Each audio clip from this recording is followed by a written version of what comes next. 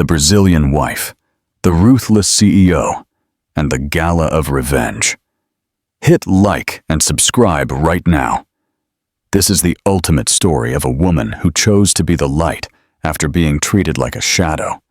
You need to see this rebirth. Bella Silva never imagined the man who promised to love her forever would treat her as an embarrassment. Her husband of 7 years, Marcus Thorne, pushed her into the background of his own life while flaunting his American mistress like a trophy at corporate events in New York City. He thought Bella was too simple, that her Brazilian accent was awkward, that she lacked the refinement of Manhattan women. For 2 years, she swallowed every humiliation in silence, believing love meant sacrifice. Until one night, at a major gala, he forbade her from attending. Bella appeared, but not as the rejected, invisible wife. She emerged transformed, radiant, powerful, and by her side was someone Marcus could never have imagined. The entire ballroom froze. Conversation ceased, and Marcus, for the first time in years, felt the crushing weight of his own arrogance. This is the story of how a woman treated as a shadow became the brightest light in the room, and how a man who thought he could have everything lost, the only thing that truly mattered. Part 1. The Sao Paulo Dream and the New York Nightmare. Bella still remembered the smell of fresh coffee and pão de queijo that filled the small apartment kitchen in South Beach, Miami, where she and Marcus began. Back then, he looked at her as if she were the only woman in the universe. His eyes shone when she laughed, and he said her accent was the most beautiful thing he had ever heard. They met at an architectural convention. She was the freelance translator, he a promising architect, aiming for the international market. When Marcus received the offer to lead an architecture firm in Seattle, Washington, Bella didn't hesitate. She abandoned her clients, her network, her family, and friends in Miami. After all, marriage was about supporting each other, wasn't it? She believed this with every fiber of her being. The move to Seattle happened 5 years ago. At first, everything felt like an adventure. Their apartment in the Queen Anne neighborhood had tall windows that let in the golden evening light. Bella spent her days exploring the city, walking the waterfront, discovering hidden coffee shops, photographing the industrial architecture. She tried to build a new life, while Marcus built his career. But something began to change. Marcus started working late. Business dinners became routine. Corporate events turned into weekly obligations, and at every single one, Bella was left behind. In the beginning, he had convincing excuses. "It's too formal, my love. You'll be bored. It's just work talk. Nothing that will interest you.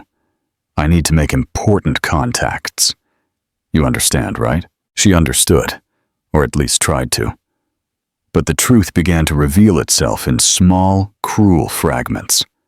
One night, Bella was tidying the dresser drawer when she found an invitation to a charity dinner.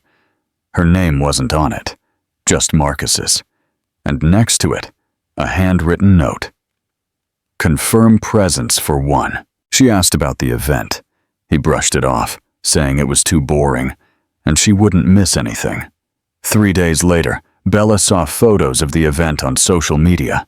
Marcus was there, impeccable in his tuxedo, smiling next to colleagues. And by his side, always by his side, was Audrey Sinclair, the firm's American marketing director.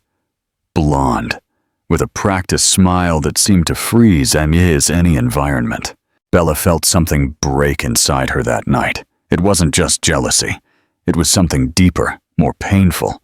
It was the feeling of being erased, swept under the rug, like inconvenient dust. When Marcus arrived home in the early morning, she was awake, sitting at the kitchen table with a cup of cold tea. "Why didn't you take me?" she asked, her voice firmer than she expected. He sighed, tired, as if the question were a burden. "Bella, we've talked about this. These events are for networking. You don't know anyone there. You don't speak English that well. I'm fluent in English, Marcus, I've worked as a translator for 10 years. You know what I mean." He took off his tie, avoiding her gaze. "It's not about language. It's about fitting in. That world is different. People there have expectations. Conversations about investments, real estate, American politics. You would feel out of place. Out of place." The word hung in the air like poison. "And Audrey Sinclair? Does she feel out of place?" The silence that followed was deafening. Marcus slowly turned, and for the first time, Bella saw something in his eyes she had never seen before. Disdain. Audrey is different. She understands that environment. She grew up in it. Bella felt the words like punches, but she didn't cry. Not that night. She just nodded, stood up, and went to the bedroom. She lay in bed, staring at the ceiling, feeling the weight of a truth she had been avoiding. For Marcus, she was no longer a partner. She was a problem to be managed. Part 2. The slow descent and the cruelty of words. The months that followed were a slow descent into hell. Marcus stopped hiding. The outings with Audrey became too frequent to be just professional. He came home with different perfume on his clothes. He received late-night messages that made him smile in a way he no longer smiled at Bella. And the worst, he started openly criticizing her. "Could you dress better when we go out?" he once said, before a rare dinner that included Bella. "Maybe if you spoke with less of an accent, people would take you more seriously. You don't need to mention you're Brazilian all the time. It looks like you're seeking attention." Every word was a blade. Every criticism, an attempt to mold her into something she wasn't. Marcus wanted to transform her into an acceptable version for his new social circles. He wanted her to be less Brazilian, less warm, less authentic. He wanted her to become a silent shadow that wouldn't disrupt his plans. And for 2 years, Bella tried. She bought clothes she thought he would approve of. She practiced English until her accent nearly vanished. She avoided talking about her family in Miami, about her roots, about who she really was. She shrunk. She diminished. She faded until the night that changed everything. It was a rainy Friday in October. Bella was home, as usual, while Marcus prepared for another event. A gala dinner celebrating the architecture firm's anniversary, an event from which, once again, she was excluded. "It's going to be boring, my love," he said, adjusting his tie in the mirror. "It's just speeches and bad champagne. You're not missing anything." Bella was sitting on the bed, watching him through the reflection. And then something inside her broke. Not with a crash, but with a silent click, like an internal mechanism finally releasing. "I want to go," she said. Marcus stopped, turning slowly. Disbelief plastered on his face. "What?" "I want to go with you. I'm your wife." He laughed, a short, uncomfortable laugh. "Bella, it's not a good idea. You won't know anyone. You'll feel out of place." "I am your wife," she repeated, firmer now, "and I want to be by your side." His expression hardened. "No." One word, simple, definite, cruel. Bella felt something inside her solidify. It was no longer sadness. It was clarity. A cold, sharp clarity that illuminated every lie, every excuse, every humiliation of the past 2 years. Marcus grabbed his coat and left, leaving her alone in the heavy silence of the apartment. But this time, Bella didn't cry. She stood up, walked to the mirror, and faced her own reflection. The woman looking back was a stranger, faded, small, invisible. And in that moment, Bella made a decision. She would no longer be invisible. Never again. Part 3. The Evidence and the Sister's Call. The following days were a painful revelation. Bella started paying attention, truly paying attention, and what she saw destroyed and rebuilt her at the same time. Marcus wasn't hiding anything anymore, or maybe he never hid it well, and she had simply chosen not to see. Messages on his phone pinged during dinner. Audrey. Always Audrey. He laughed, typed back, his fingers flying over the screen with an intimacy that had long been absent between him and Bella. One afternoon, while Marcus was in the shower, his phone vibrated on the bedside table. Bella wasn't one to snoop, never had been. But something pulled her in that direction. Perhaps it was instinct. Perhaps it was self-preservation. The message was on the lock screen. Audrey, can't wait for the San Diego conference. 3 days, just the two of us. Bella felt the air leave her lungs. Her hands trembled. The phone slipped back onto the table. San Diego. A conference Marcus had casually mentioned, saying it would be tedious and only work. She didn't confront him. Not at that moment. Because something within her already knew that confrontation wouldn't change anything. Marcus had made his choice, and Bella needed to make hers. In the days that followed, she observed, and discovered a devastating pattern. Marcus and Audrey were seen together everywhere, at executive lunches, in expensive restaurants in Bellevue, at art exhibits, in networking cocktails, and on social media. That cruel, public record of betrayal. There were photos, dozens of them. Marcus and Audrey side by side, smiling, comfortable, like a couple. Bella scoured his colleagues' networks, and there it was, event after event, where Audrey stood next to Marcus, where people treated them as a pair, where no one asked about the Brazilian wife who stayed home. The worst discovery came from one of Marcus's colleagues, an architect named Jennifer. Jennifer had posted photos of a recent corporate event, and in the comments, someone had written, "Marcus and Audrey look so good together. Love seeing you two shine." Jennifer had replied, "I know, right? They're perfect for each other." Bella read that 3 times. 4. 5. Until the words lost meaning and became just pure pain. They're perfect for each other, as if Bella didn't exist, as if 7 years of marriage were nothing, as if she were a ghost. And perhaps that was what Marcus wanted. For her to be a convenient ghost who cared for the house, who didn't ask questions, who didn't demand space in his public life. The final straw came 3 weeks later. Marcus was hosting a dinner party at home, something he rarely did. He said it would be intimate, just a few important colleagues. Bella spent the day preparing everything. She cleaned the house until it shone. She ordered food from an Italian restaurant Marcus loved. She set the table with care. She lit candles. She created a welcoming atmosphere. She wanted to show she could be part of that world, that she could be the wife he wanted. But as the guests began to arrive, Marcus pulled her into the bedroom. "Bella, I need you to stay in here during dinner." She blinked. "What do you mean?" "It's better this way. They're going to talk business, technical stuff. You'll just get in the way." Get in the way. The word echoed in the space between them like a slap. "Marcus, I prepared everything. I'm your wife. Why would I be locked in the bedroom of my own house?"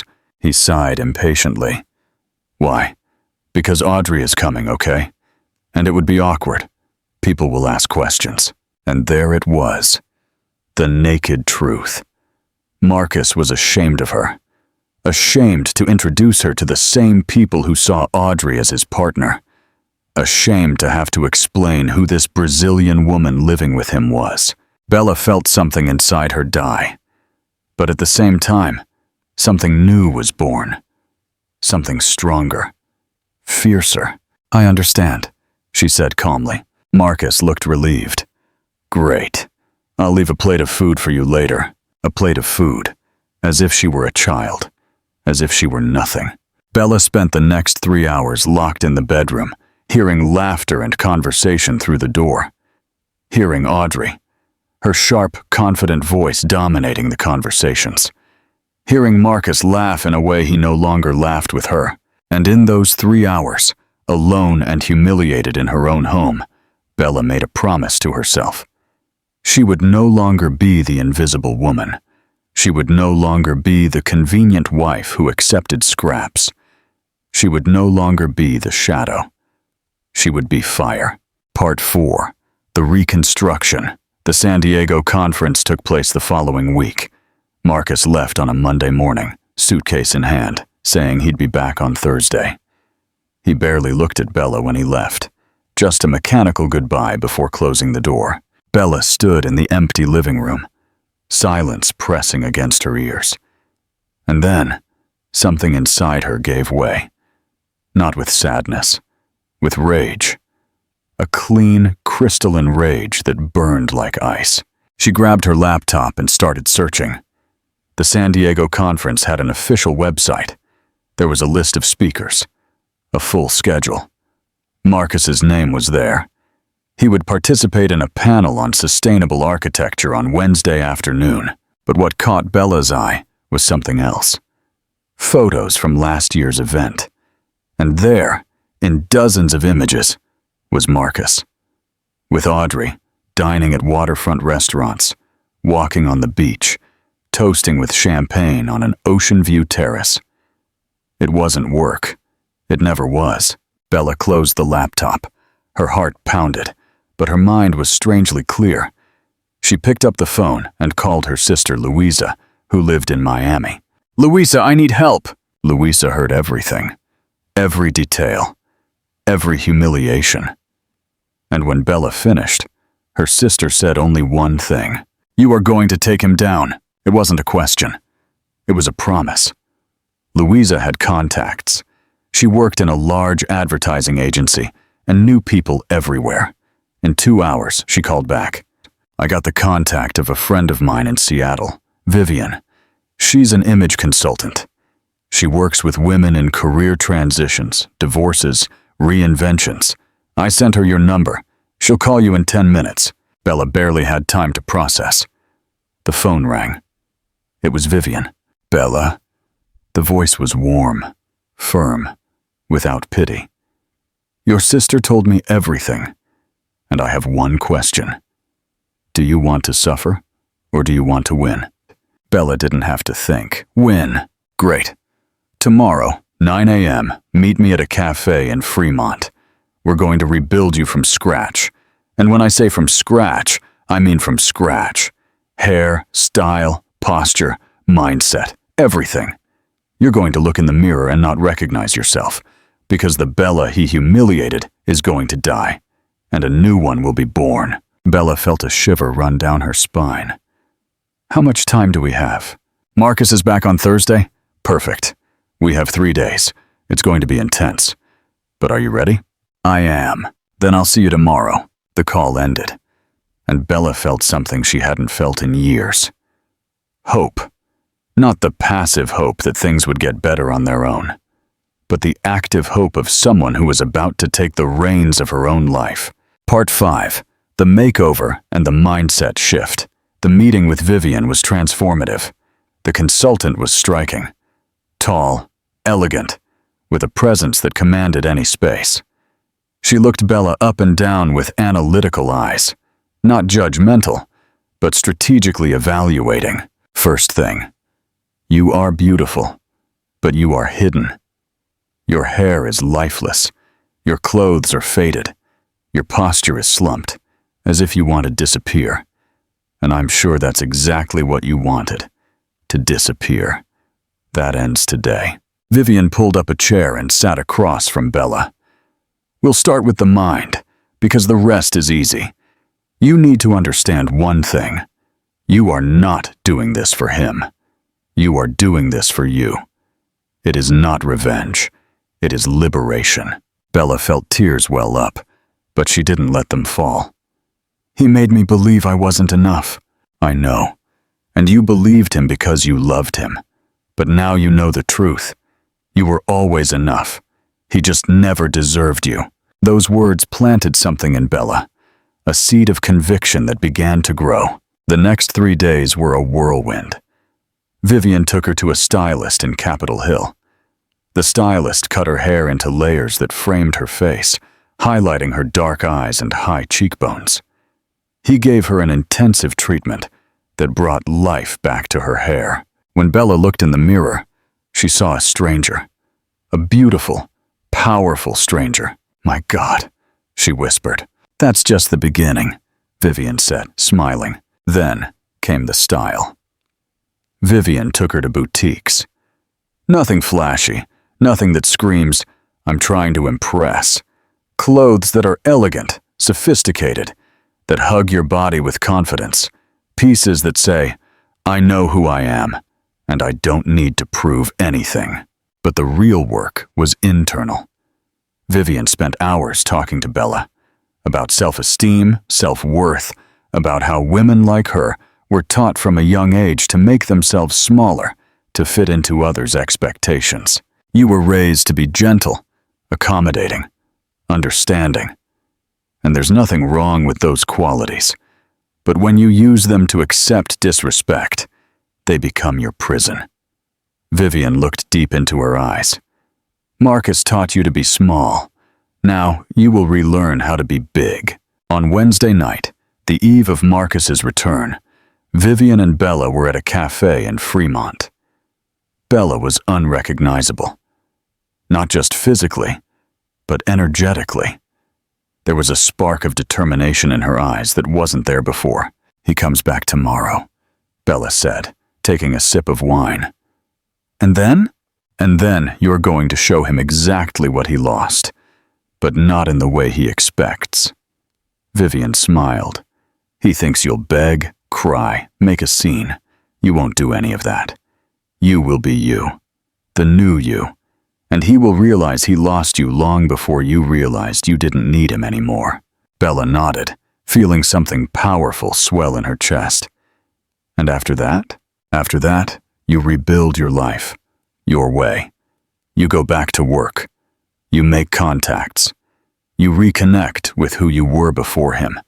And when he realizes what he did, when he comes crawling back..." Vivian paused dramatically. "You will look at him and say no." Part 6. The Return and the Shift in Power. On Thursday afternoon, Marcus texted saying he would arrive at 7. Bella spent the day preparing. Not for him. For her. She arranged the apartment not as the submissive wife trying to please, but as someone proud of her own space. She made herself a light meal. She put on soft music. And when she looked in the mirror one last time, she saw a woman she hadn't seen in years. Marcus arrived at 7:15. He walked into the apartment with his suitcase, the fatigue evident on his face. He didn't even look at Bella initially. He just dropped the suitcase and went straight to the kitchen for water. "Hi," he said mechanically. "Hi," Bella replied. There was a silence, and then Marcus finally looked at her. Really looked. He stopped. The water bottle nearly slipped from his hand. His eyes widened. "Bella? Yes? You look different." "I am." He studied her, clearly confused. Bella saw the exact moment panic crossed his face, because he realized the woman in front of him was no longer the shadow he had left behind. It was someone else. Someone he no longer controlled. "What? What happened?" Bella smiled. Not a sad or bitter smile. A genuine smile. "I woke up, Marcus. That's all." And in that moment, Bella knew. The war was just beginning. But this time, she would fight for herself. Part 7. The New Life and the Gala Confrontation. The change in Bella did not go unnoticed. Marcus was visibly perturbed. In the following days, he watched her with a mixture of confusion and something she couldn't immediately identify. Fear, perhaps, or just the discomfort of realizing he no longer had control over her. But Bella wasn't interested in games. She was interested in rebuilding. She started working again. Not as a freelance translator, working from home on sporadic projects, but for real. She reactivated her network. She joined professional groups for translators and interpreters in Seattle. She started attending networking events, and she discovered something surprising. Doors were opening. At one of these networking events, Bella met Helena Moreira, a Portuguese businesswoman who ran a translation and interpretation agency specializing in Latin American markets. Helena was looking for someone fluent in Portuguese, Spanish, and English to lead corporate projects. "Your profile is exactly what I need," Helena said, her eyes shining. "And if I may say so, you have an impressive presence. That matters a lot in our business. Clients want to work with people who convey confidence."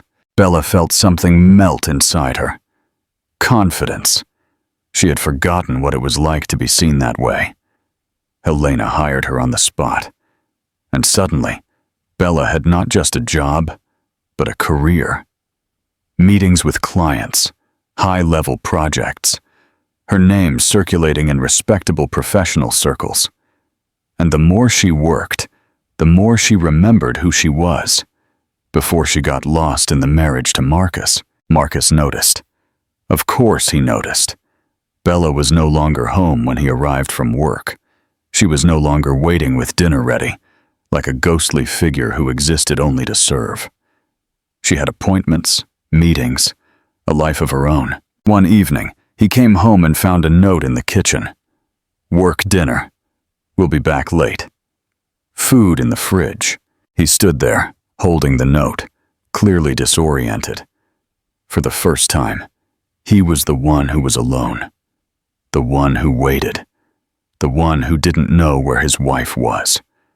And Bella saw, with crystalline clarity, how much he hated it. 3 weeks after returning from San Diego, Marcus announced another major event. "There's a gala dinner next Friday," he said, trying to sound casual. "The firm's 10th anniversary. It's going to be big. Lots of important people." Bella just nodded, continuing to review documents on her laptop. You want to go?" he finally asked. His voice was strained. Bella looked up. She stared at him. "You're inviting me." Of course, you're my wife." "You're my wife." The same words she had used months ago when he forbade her from going to events. The same words he had scorned. Bella smiled, a smile that didn't reach her eyes. "I'll think about it." And she went back to work.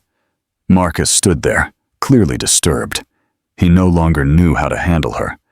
And Bella realized, with silent satisfaction, that the balance of power had shifted. Wait. The scene at the Grand Midtown Hotel. Bella decided to go to the gala dinner, but not for the reasons Marcus imagined. She called Vivian and told her about the event. Vivian laughed, a low conspiratorial laugh. "Perfect. You are going to show up, and you are going to shine so brightly that no one will be able to look away." "I don't want to look like I'm trying too hard," Bella said. "You won't look like you're trying. You'll just be you, the version of you that he tried to bury, and that is now back to life." On the night of the event, Bella prepared with care. She chose an elegant dress Vivian had helped her buy. Nothing flashy, just perfectly cut, sophisticated, timeless. Her hair fell in natural waves. She skipped heavy makeup, opting for a fresh, radiant beauty. When she stepped out of the bedroom, Marcus was waiting in the living room. He turned, and he froze. "Bella?" She didn't answer. She just picked up her clutch and walked to the door. "Let's go." The dinner was at a historic hotel in Midtown Seattle. Immense ballrooms, crystal chandeliers, tables decorated with meticulously crafted floral arrangements, the kind of event Marcus had always attended without her.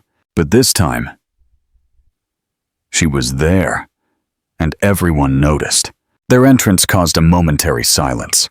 Conversations didn't cease completely, but there was a noticeable pause. People turned their heads, curious glances. Bella walked beside Marcus, her posture erect, her steps confident. She didn't shrink. She didn't hide. She commanded the space, and Marcus felt it. He felt the looks. He felt the weight of her presence. They went to greet his colleagues, and that's where everything began to crumble for Marcus. An older partner approached with a wide smile. "Marcus, We finally get to meet your wife. You always talk about her, but she never makes it to the events." A lie. Marcus never talked about her. "This is Bella," Marcus said, his voice strained. Bella extended her hand with a graceful smile. "Pleased to meet you." "The pleasure is all mine." The man shook her hand enthusiastically.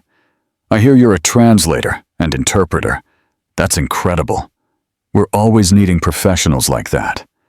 What languages do you work with?" And there it was. The conversation Marcus never wanted her to have. But now it was happening. And Bella, far from the timid, out-of-place woman he feared, shone. She spoke fluently. She shared about her work with Helena, about the projects she was leading, and the people around listened, genuinely interested. A woman approached, an executive Bella vaguely recognized from social media photos. "Are you Bella? My God, it's so good to finally meet you. Marcus was always so mysterious about you." Bella smiled politely, but inside, she noted the irony. Mysterious. What an elegant word for hiding. And then, across the room, Bella saw her. Audrey Sinclair. The woman was stunning. Bella couldn't deny that. But there was something overly practiced in her beauty, like a perfect painting, but lifeless. Audrey saw Bella. Her eyes widened slightly, and then she walked toward them, her smile fixed on her face. "Marcus," she said, her voice soft, controlled. "I thought you came alone." "This is my wife, Bella," Marcus said quickly, clearly uncomfortable. Audrey extended her hand, her smile never wavering. "Audrey Sinclair, Director of Marketing. It's a pleasure to finally meet you." Finally.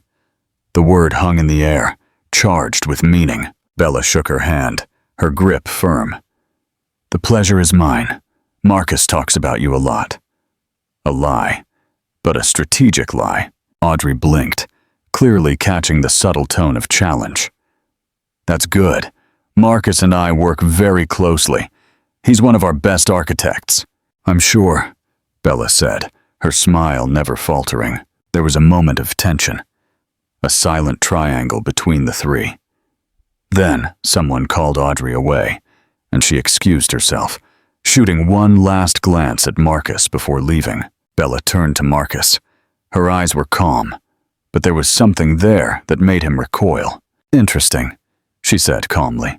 "Bella, not now." The rest of the night was a revelation. Bella circulated the event. She talked. She laughed. She connected with people. And she realized something Marcus never wanted her to realize. She was fascinating. People wanted to talk to her. They wanted to know her. One of the firm's partners pulled her into a conversation about emerging markets in Latin America. Another asked if she knew good translators for an international project. A designer asked where she had bought her dress. And Marcus watched everything from a distance, his face growing increasingly tense.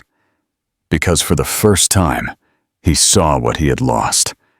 He saw the woman he could have had by his side all these years, the woman he had chosen to erase, and now she was shining, and he had no part in it. Part 9. The clarity of choice. When they returned home that night, the silence in the car was deafening.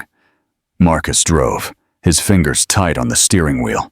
You were great tonight," he finally said. Bella looked out the window, watching the lights of Seattle pass. "Thank you. People liked you." Another silence. "Bella, No." She turned to him, and for the first time in years, there was no hurt in her eyes, just cold clarity. "You had years to see me, to value me, to treat me as your partner, and you chose not to. You chose to hide me. You chose to make me feel small. And now, because I finally found myself again, you want to pretend you always saw me. I made mistakes." "Mistakes?" Bella laughed, a humorless sound. "Marcus, you didn't make mistakes. You made choices. And I'm making mine now, too." He swallowed hard. "And what does that mean?" Bella looked ahead, at the city lights that were now hers as much as his. It means I am no longer your shadow, and I never will be again. If you are rooting for her as I am, show it by liking the video. And if you want to see more mini novellas like this, subscribe to the channel because there's much more coming. Part 10. The Unwanted Rescue. The days following the gala dinner were tense. Marcus tried to get closer several times. Flowers appeared on the kitchen table. Notes with apologies. Clumsy attempts to win back something he never truly valued when he had it. But Bella was beyond that. She continued working. Her projects with Helena grew. Her reputation spread. And she discovered something profound. She didn't need Marcus to validate her existence. She never had. One afternoon, 2 weeks after the event, Bella came home early. She found Marcus sitting in the living room, clearly waiting for her. We need to talk," he said. Bella placed her bag on the table and sat across from him. Not with anger. Not with hurt. Just with the calm of someone who has already made her decision. "Then let's talk." Marcus took a deep breath. "I messed up. I know that. I treated you in a way." He paused, searching for words. "In a way you never deserved. And I want to fix it." "Fix it?" "Yes, we can start over. I'll be different. I'll include you in everything. I'll value you. I promise." Bella studied him. She saw the desperation in his eyes, and she realized something. He didn't love her. He loved the idea of having her under control. He loved having someone waiting at home, someone who didn't question. And now that she was no longer that person, he wanted to rescue her back into that position. "And Audrey?" Bella asked calmly. Marcus paled. I broke up with her." "Broke up?" Bella raised an eyebrow. "So you were officially together?" He didn't answer. He didn't need to. Bella stood up. She walked to the window, looking out at the city that was now hers. Seattle, the city that had swallowed her and spat her out, but that she had now learned to navigate. "Marcus, for years I believed the problem was me, that I wasn't sophisticated enough, that my accent was embarrassing, that I didn't fit into your world."